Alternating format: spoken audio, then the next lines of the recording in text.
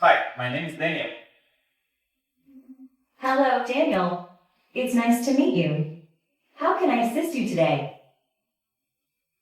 Please tell me, what is data science? Data science involves using a combination of analytical and programming skills to extract insights from large datasets. It combines techniques from statistics, mathematics, computer science, and information science to create predictive models, visualizations, and other tools that help organizations make informed decisions.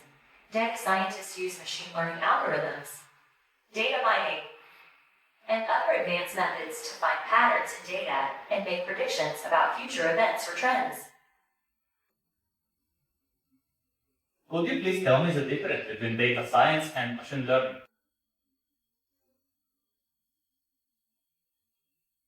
Data science and machine learning are related but distinct fields. Data science involves using a combination of analytical and programming skills to extract insights from large datasets, while machine learning is a subset of artificial intelligence that focuses on building models that can learn from data without being explicitly programmed.